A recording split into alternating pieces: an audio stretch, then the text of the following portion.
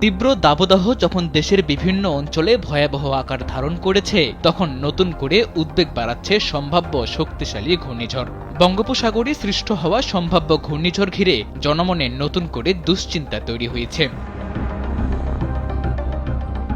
এই অবস্থায় কানাডার সাসকাচুয়ান বিশ্ববিদ্যালয়ের আবহাওয়া ও জলবায়ু গবেষক মোস্তফা কামাল পলাশ সামাজিক যোগাযোগ মাধ্যম ফেসবুকে দেওয়া এক পোস্টে বলেছেন, 24 থেকে 28 মের মধ্যে বঙ্গোপসাগরে একটি শক্তিশালী ঘূর্ণিঝড় তৈরির আশঙ্কা রয়েছে। এই ঘূর্ণিঝড়ের নাম হবে শক্তি। শ্রীলঙ্কা এই নাম প্রস্তাব করেছে।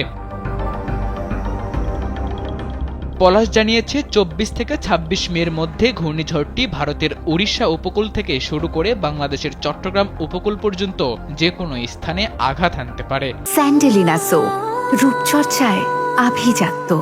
তবে ভারতের পশ্চিমবঙ্গ ও বাংলাদেশের খুলনা উপকূলে আঘাত হানার আশঙ্কা সবচেয়ে বেশি। বাংলাদেশ ওয়েদার অবজারভেশন টিম জানিয়েছে, 16 থেকে 18 মের মধ্যে সাগরে একটি সার্কুলেশন তৈরি হতে পারে, যা ধাপে ধাপে লঘুচাপ, নিম্নচাপ এবং গভীর নিম্নচাপে রূপ নিয়ে শক্তিশালী ঘূর্ণিঝড়ে পরিণত হতে পারে।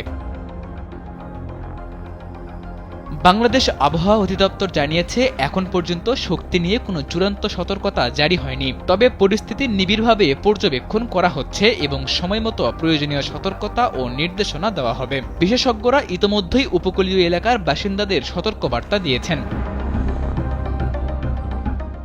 তাদের মতে এখন থেকেই স্থানীয়দের মানসিক প্রস্তুতি নেওয়া উচিত। বিশেষ করে মাছ ধরার ট্রলার ও নৌকা নিরাপদ স্থানে সরিয়ে ফেলতে হবে। পাশাপাশি আশ্রয় কেন্দ্রগুলো প্রস্তুত রাখতে হবে, যেন জরুরি প্রয়োজনে মানুষ সেখানে আশ্রয় নিতে পারে। সাদাতুর রাফি, কালবেলা।